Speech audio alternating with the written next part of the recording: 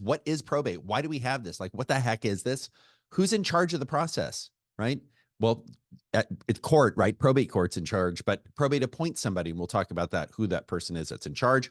What does probate cover? What does probate not cover? Because probate does not necessarily cover all of your assets. So there's some other types of assets we'll talk about. And then who gets everything and how to get started in probate, and just as important, how to finish. So some people reach out to us and they say, hey, I filed these documents in court and now I'm kind of lost, or, you know, my attorney died or retired or whatever, and I need some help finishing the probate.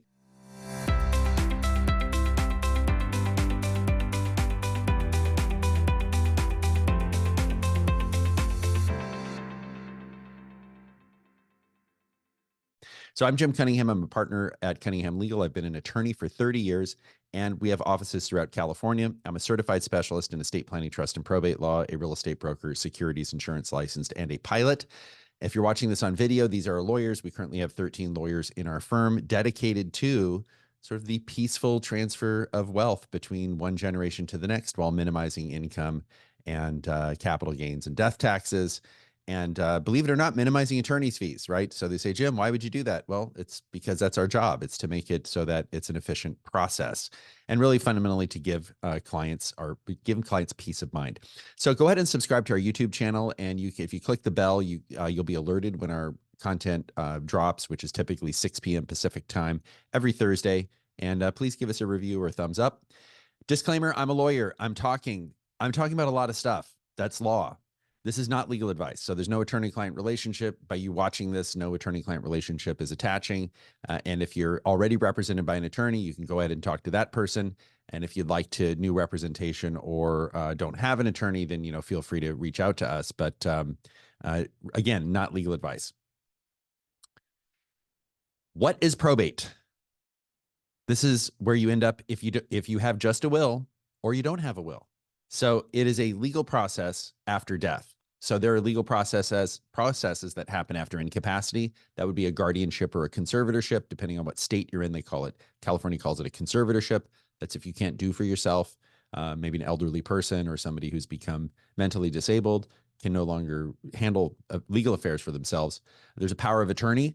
That's a non-court process. And there's trust administration. It's what happens after you do a living trust. But what we're talking about here is the process of probate. So probate is a court, and it's very important to understand that probate predates, you know, the concept of probate has been around about 1,000 years. Trusts have been around about 1,000 years. And it's very important to understand that this process is a court-driven process. There is a specific court, that's the probate court, that you go to, and in California, it's county by county. And when is it necessary, right? So a lot of people say, hey, do I have to go to probate court? Is there a way I can avoid probate court? When there is no fully funded living trust, and we'll talk about that. So a living trust is a way to stay out of probate.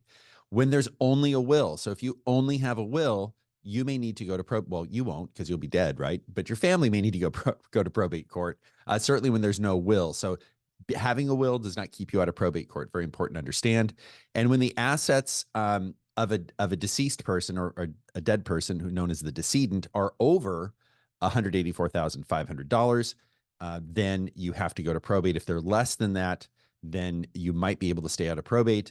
And probate is the only way to sell, dispose of, or otherwise transfer a decedent, again, a dead person's property, to the people who are entitled to it, because that person's not around to sign the deed, right? So if mom has a house and mom passes away and the kids want to sell the house and split the money up, mom's name is on the deed. I mean, this is very basic stuff.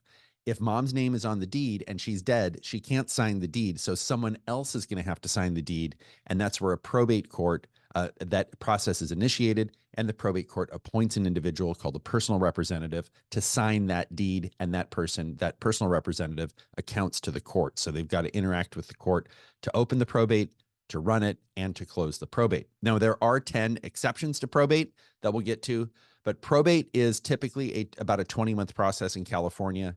And in other states, it's a shorter process. I haven't heard of any states where it's a longer process, but really this is designed for someone who says, yeah, mom's passed away. Do I have to go to probate on this property, and why? And, you know, what's the process? So this is really, if that's you, this is for you. So let's talk about the probate process. The probate, there's a lot of questions. You know, who has the power to sign the listing agreement, right? This is going to be kind of right out of the gate. Mom died. We know we want to sell the house. Who can sign the listing agreement? When can we start marketing the house? What probate court documents will the title company need before close of escrow? Now, this is really important because typically you're not going to know until about 48 hours before escrow is set to close. Title will say, oh, there's a problem with title, or, oh, we need these 5 documents. You may not even be able to get those documents from the court. Okay, so we're going to go over the documents that are needed. We're going to talk about full versus limited authority. This is where a court opens probate and gives a human, a person, full or limited authority to sell real property. There's a big difference, and we'll take a deep dive into that. The inventory and appraisal for realtors, if you're a real estate professional watching this, very important to pay attention to the inventory and appraisal, because that can be very, very important, certainly within the context of limited authority.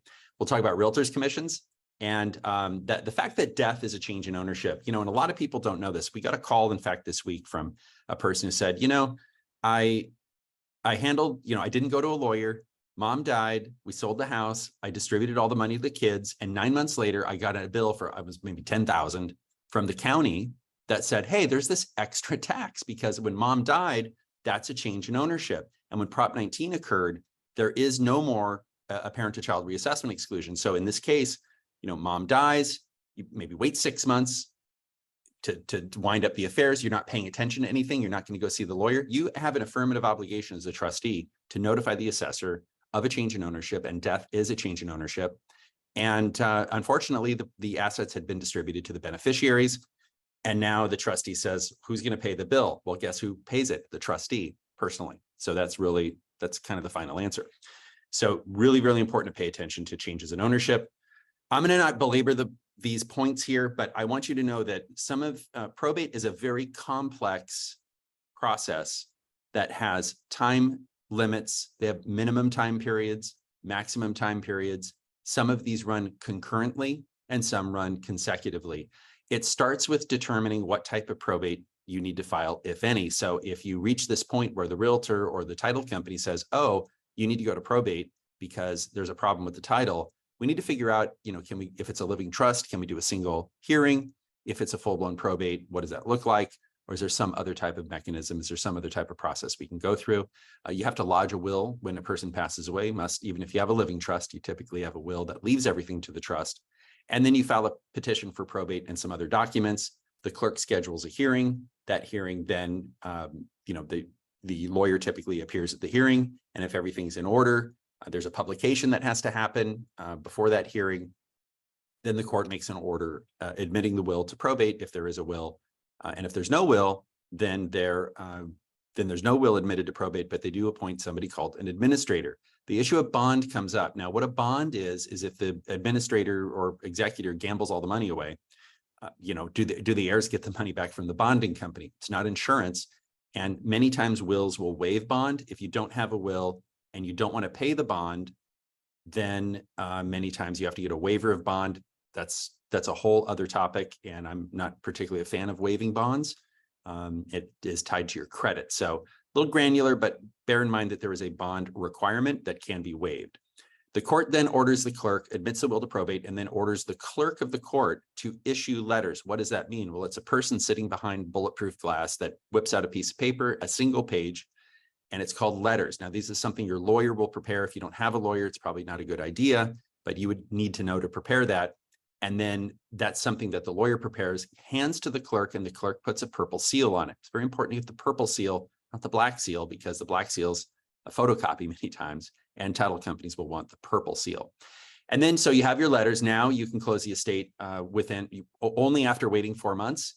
You prepare an inventory. That inventory goes out to what is called a probate referee, who's appointed by the governor, or I think the controller, appointed by the state to value property in an estate. And then they say, hey, the real property is worth $1 million, whatever it is. You have to the executor has to send notice to creditors. So if you have known creditors, you do not have to do this in a living trust. With a living trust administration, there's no duty to notify known creditors, but there is in a probate. You pay debts, you file the decedent's last income tax return. You might also have to file a fiduciary income or tax return 1041. And then there's this report of sale of property. We're gonna take a pretty deep dive into that and the mechanics of that. If there's a surviving spouse, we generally recommend that people file an estate tax return to pick up something called portability. We cover this in other webinars, but I certainly would look at that. the assets are taxable over $12,920,000 currently in 2023, then an estate tax return may need to be filed, even though no tax is due. So if the gross value of the assets exceed that.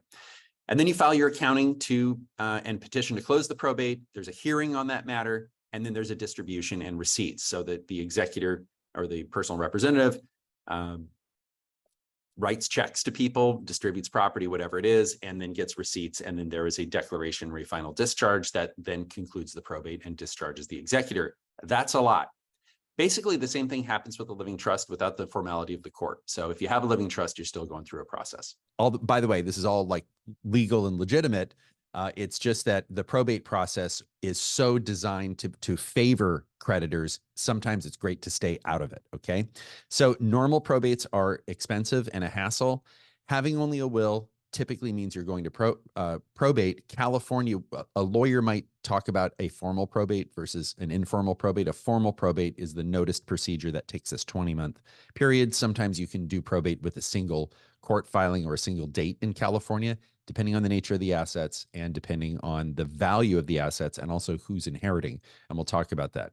Probate fees are typically 4 to 8% and sometimes 100% of the estate.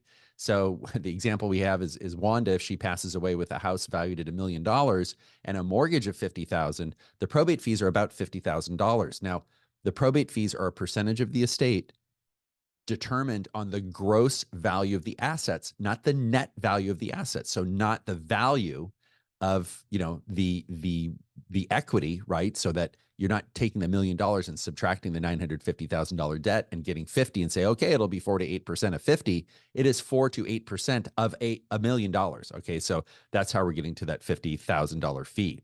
So we do have a probate fee calculator, and we'll revisit this a little bit later in our video. So messy probates are a bigger hassle and even more expensive. Having a will in place can make a bad situation worse. Messy probates can last significantly longer than 24 months. Some probates last for years and years and years. What is a messy probate? Well, you don't have clarity on ownership of assets. Maybe there's underlying litigation. Maybe you own a business and you have to wind down the affairs of the business.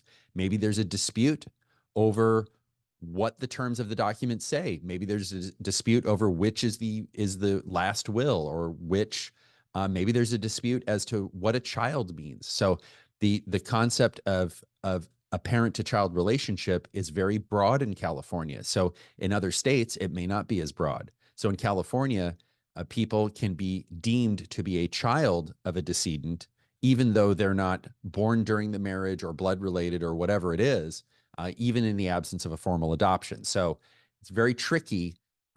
What is a parent-child relationship? And again, a lot of this can be cured by doing an estate plan, by doing at least a will, and ideally, for most of our clients, doing a living trust, so you can get around these.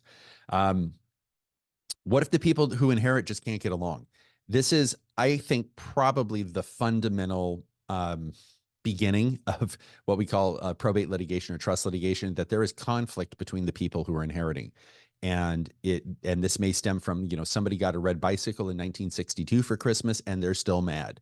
And, you may have a jerk brother, you may have a jerk sister, and this person is necessarily involved in the process. And this may be like the last time that they can be a stinker, for lack of a better term. So I think a lot of this is personal, and this may take years to resolve, not even mentioning the money. So there are 10 big exceptions to probate. One is a living trust. A fully funded living trust keeps you out of probate. So what happens if you die without a will? We're going to get into that, the who's and the whys, but the idea here is how to avoid it, right? So if you don't have a will and you're watching this video, pay attention to this, right? If you do a living trust, that keeps your family out of probate. Joint tenancy can keep assets out of probate. The problem is, if I own a piece of property as joint tenants with a friend and I die, my friend gets that property, and I don't know what my wife is going to say about that. Well, I do know what she's going to say. She's going to say, I want that half of the property. And then, so that's not necessarily going to work in a lot of situations. But the idea with joint tenancy is last man, last woman standing gets the property. Community property can be an exception to probate. So if you're married and all your property is community property and one spouse dies, you can do a single filing, typically a one-time hearing, and the surviving spouse can succeed to that property. And that also applies to registered domestic partners. So community property with right of survivorship is a way of holding property. So if a married couple buys a piece of real estate in California, that couple can take title as community property with right of survivorship. Also, registered domestic partners could take title to property as community property with right of survivorship. What that means is when one spouse dies, the other spouse gets the property. Now, this is similar to joint tenancy, but the benefit to community property with right of survivorship is the surviving spouse gets a full adjusted cost basis. What on earth does that mean? Well, that means if the couple bought the house when it was worth $100,000 and now it's worth $1 million, the surviving spouse can, or surviving registered domestic partner, can sell that property and not pay capital gains tax. Now, if you're married, you avoid federal and state income tax. If you're a registered domestic partner, you don't get the federal benefit, and we'll talk about that in a little bit, but you do eliminate state income tax on that, because remember, California has no capital gains, it's all income. So on that one, community property with right of survivorship is a way to avoid probate. Revocable transfer on death deed, not a big fan of this. What is a revocable transfer on death deed? It is a deed that says, I am transferring this property to me, and then when I die, it goes to somebody else. The problem is if that somebody else goes through bankruptcy, I believe there's a case out there where the bankruptcy court stopped me from changing the person who gets the property, right? So when I die, my property is going to that person's creditors. So suboptimal result. And we don't really see these too often. Spousal property petition is tied to community property. It's that spousal property petition is that single petition that you file as a surviving spouse to get your community property. Hegstead and Uxted petition, these are not made up names. These are real person's names. These are cases that went through the California system. And this is if you have a living trust that is not fully funded. So Hegstead says, hey, I created a trust. I put a piece of real property in the trust, but I pulled it out to refinance the property. That's what happened in the case. And the court says, well, you can bring a petition to have that property be put into the trust without probate. Uxted says that, hey, I never put that property in the trust, but I have an assignment out there that said I assigned my property to the trust. So that's where the property could go in to the trust after death with a single court hearing in probate. So those are kind of some exceptions within the context of administering a living trust. A little bit of a jeopardy category, things that pass by contract. These are beneficiary designation, payable on death, and transfer on death. These are things like life insurance, annuities, 401ks, IRAs. A POD account is a payable on death account. You see that a lot with CDs and bank accounts where it pays on death to the person that's been named. Transfer on death you typically see with marketable securities and brokerage accounts. Those transfer on death to beneficiaries. Now, I am identifying exceptions to probate, not because this is a great way to plan your estate. It's a little haphazard and chaotic. We like to have the foundation be a living trust and not use joint tenancy and not use community property with right of survivorship and not use the revocable transfer on death deed, not use the spousal property petition, hopefully not the Hegstead and the Uxted. Things that pass by beneficiary designation oftentimes should not go through the trust. And if you have a property, real property of small value, which is real property of $61,500 or less, and you may think, what piece of property in California is $61,000 or less? Well, there are a lot of lots in California City. And if you don't know where California City is, you're not missing out. It is out in the desert somewhere, and a lot of our clients back in the day bought lots out in California City. Those are not worth $61,000, okay? And you may have like easements or other bits and pieces or fractional interests in real property. And this is a way of having this property passed by affidavit. There's a 6-month waiting period, so it's not exactly fast. And then there's a petition to determine succession to real property, and this would be property between $61,000 and $184,000. This is if it's real property between $61,000 and $184,000. That is a petition, not an affidavit, something that you sign and you record. A petition is you go to court and you get a court order. And then there's also an affidavit, of a 13100 declaration, which is a reference to the probate code that says if your assets are not real property and are under $184,500, by affidavit, you can have those transferred to the beneficiaries without having to go through probate. Now, I just went through probably 2 hours of what is continuing legal education to get in the weeds on probate, but understand there are some exceptions to probate. And really, I think this highlights the reason why If you are facing probate, if somebody has said to you, a bank or an institution or somebody has said, look, you need to go to probate, you need to get a court order, you really need an expert on this, because this is not generalist law. You really need somebody who understands the ins and outs of probate. I've been practicing it for 30 years, and that's the kind of person you need, not somebody who's just starting with probate. Well, what happens if I don't have a plan? How is my property distributed, right? Who gets my stuff? Well, we have the table of consanguinity in California.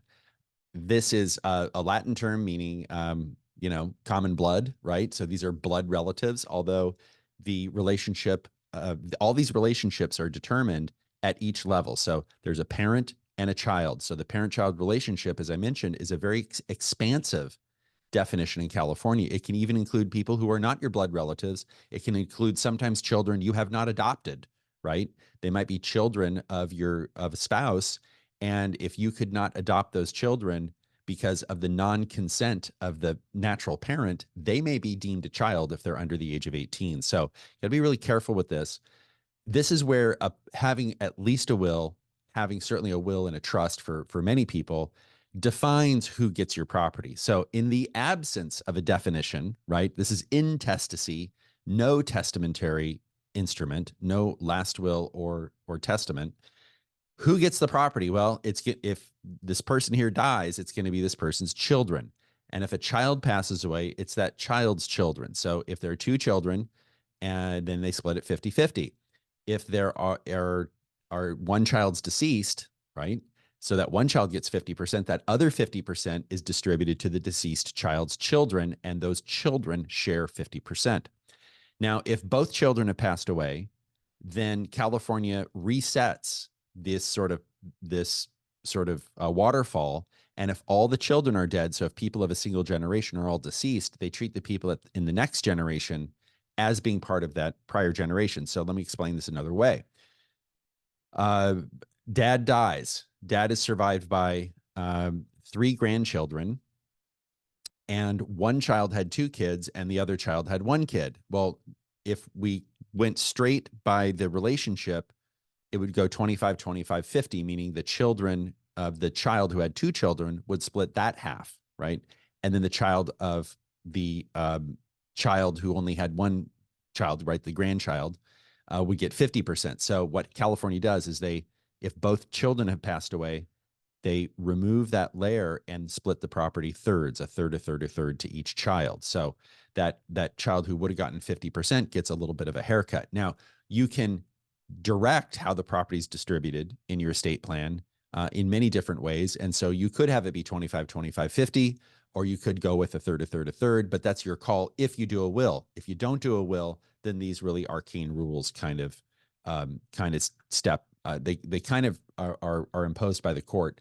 And this is either per stirpes or per capita distribution. So if you're going to do some research on this, California follows a hybrid per stirpes per capita. So they reset at each generation if that generation's passed away. So if you're married and die at the same time, which hardly ever happens, okay, rarely happens, the children inherit from the parents, the children or the children's issue. So again, if there are 2 kids, those 2 kids are going to split 50-50. But if one child's passed away, that child's children then take that deceased child's portion. If there are no children, it goes to parents. And if there are no parents, it goes to descendants of parents, then next of kin, according to our table of consanguinity. And then ultimately, if you have no third cousin thrice removed, which is probably about, I don't know, 100 million people maybe, right? So we're going pretty distant relatives. I don't know, maybe a few thousand. A third cousin thrice removed. If you don't have that, then it does go to the state of California. We just do not see that often. Now, what if you're married and one spouse dies without a plan? We have to make a distinction between what is community and what is separate property. So all the community property goes to the surviving spouse or surviving registered domestic partner, but the separate property is split. And it depends on if you have more than one child. So if there's one child, so if the deceased spouse has one child, it is split 50-50. If the deceased spouse has more than one child, then the surviving spouse gets a third and the children split it 2/3. So not a good result for many people, that they're going to have to, some assets will go to children And, you may have a situation where this married couple has property and one passes away, and these are the kids of both spouses, and it just doesn't really make a whole lot of sense. So if you have separate property, and basically property you bring to a marriage is considered separate property. Property that is acquired by gift or inheritance while you're married is considered separate property unless it's transmuted to community property, which is a legal way of saying if you bring it to the marriage or you get it, right, by inheritance or gift, it's separate. It's treated differently than community property. Community property is all property acquired during marriage that is not acquired by gift or inheritance. Okay, so it's a property acquired during marriage. We have to make this and do an analysis of what's separate, what's community. Again, if you do a will, you can say whatever I have, community or separate, property goes to my spouse, or however you want it to go, right? You have the power to do this with a will or a living trust. But if you don't do it, then we have to get into these issues of what is community and what is separate property. So again, it's 50-50 if it's a kid and a surviving spouse. If it's kids, 2/3 goes to the kids and 1/3 goes to the surviving spouse. What is a pretermitted spouse? This is a arcane word that we use in law. A pretermitted spouse is an omitted spouse, meaning if you're married and you never mention your spouse in your will, that's a problem. Your spouse is going to get their intestate share, which is all of the community property plus a separate property that they're entitled to. A pretermitted spouse can also be a spouse where you do an estate plan and then later get married. Okay, so this is really important. If you've done an estate plan before marriage and then gotten married, the fact of marriage changes the estate plan. So your spouse, if you pass away and don't update your estate plan, your spouse takes all of the community property plus their intestate portion, whether it's a half or a third of the separate property. That may be what you want, and that may not be what you want. Okay, it's probable that it's not what you want, right? It's either going to go to your kids or it's going to go all to your spouse. So important to pay attention to this. And this is something that comes up kind of frequently in our practice. What is a kid? Again, the parent-child relationship is very expansive in California. If you have property in California and you have property in Texas and you have property in New York and Florida and North Carolina, all those states have their own rules. And California may say that, oh, this person, a parent-child relationship exists under California law, but that relationship may not exist under Texas or Florida law, right? Different states, different sets of laws. So you really need to pay attention to this, especially if you have property in other states. Really consider a living trust because it keeps you out of probate in all those states. If you own property in Florida and Texas and California, that's 3 probates, right? So the main probate would be in California, and those other ones would be called ancillary probate. What if you're unmarried and die with a significant other and die without a plan? So a lot of our clients are partners and not married. So they're life partners, and they say, well, we never got around to being married. One reason that people don't get married is that one of the two, and maybe both, are married to other people, right? So they're maybe married to somebody else and they just never got a divorce for whatever reason. That is another huge problem in estate planning. So you got to pay attention to that and address that. But couples who are not spouses or registered domestic partners cannot own community property. So there's no right to inherit. So it's no different than 2 strangers. Okay. That's why if you're an unmarried couple, you really should consider doing a will. And if you have assets that warrant it, a living trust. So very important to consider that. So we have Abel and Baker. They've been together for 35 years. They've never married. The Abel and Baker have a $2 million estate with bank accounts, retirement accounts, family home or rental property, and a condo.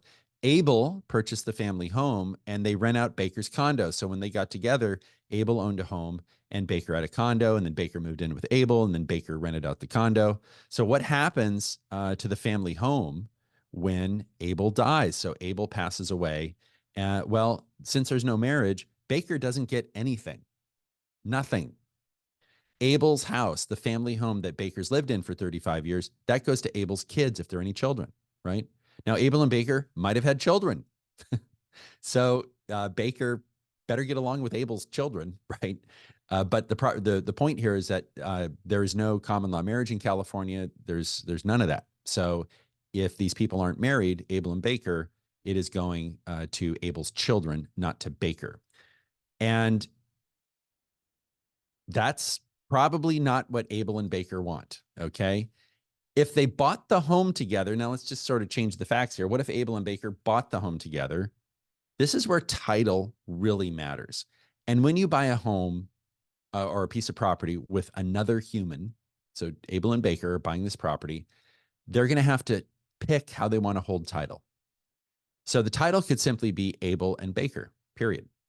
Well, that in California means tenants in common. And that means Abel's half goes to Abel's heirs, which would be Abel's children, if Abel had children. And Baker's half goes to Baker's heirs. Remember, Abel and Baker aren't heirs of each other.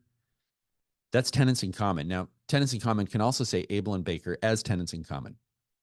California does not have tenants by the entireties, so you can just set that aside if you're, if you're knowledgeable of real estate titles. It is a form of title in other states. The other way to take it is joint tenants. Now, in California, if you say Abel and Baker as joint tenants, that means that they own 50-50. Now, tenants in common could be 90-20, and if there's no statement of any percentages, it's 50-50. But joint tenancy is mandatory 50-50. The survivor inherits the property. The survivor gets the whole property, regardless of what the will says. So if Abel and Baker hold property as joint tenants, and Abel says, I leave my half to my kids, but the property's held as joint tenants, Baker gets the property, gets the whole property. So Abel and Baker die. Last person standing is Baker. Baker gets the property. And then when Baker passes away, it goes to Baker's heirs, not Abel's heirs. So if you die without a plan, the surviving joint tenant gets it. If it's tenants in common, then the heirs of that co-tenant get it. What about registered domestic partner? The term registered domestic partner in California is interchangeable with spouse. In California, registered domestic partners can own property as community property. And the use case for registered domestic partner now is people who want to be have essentially the rights under California law of being married without the downside, frankly, of being married for federal purposes. So if a person's receiving a survivor benefit or some type of Social Security, sometimes if you get married, your benefits are reduced or eliminated. So that's important to pay attention to that. Also, if you're married filing jointly or married filing separately, your taxes typically are higher than if you are single filers. So they can be higher. So a little bit of income tax benefit. So that's why many people choose to be a registered domestic partner. It used to be same-sex marriage. Before marriage equality, it used to be, the person had to be of different genders, and all those old rules have been wiped away. I will say, if you did register, this is a state registry. Some cities and counties had registries in the past. That's something you'll want to take a look at to make sure it's nailed down, because now the registered domestic partner goes through the state level. Oh, the other thing that you don't get as a registered domestic partner is the unused exemption, meaning each person in 2024 can leave $13,610,000 tax-free. If you're married, you can inherit that from a spouse. So that jumps to $26 million that the surviving spouse can leave to loved ones. So again, this is kind of outside the scope of dying intestate. But if this is you, if you're an unmarried couple or a registered domestic partner, you really should be paying attention to this. Registered domestic partner and no plan. What we're talking about here is the same as if you're married, right? It goes to surviving registered domestic partner or children, depending on how many children there are. Again, out-of-state property, some states don't recognize registered domestic partnerships. You would be an unmarried person. So every state's different. And I think we've seen, that really manifest itself in the last couple of years. There are real differences between states now that maybe we didn't have 10 or 15 years ago. So very important to pay attention to that. Well, who is in charge? What am I talking about? If a person dies without a will and you're going through probate court, who is in charge of making sure all this stuff happens?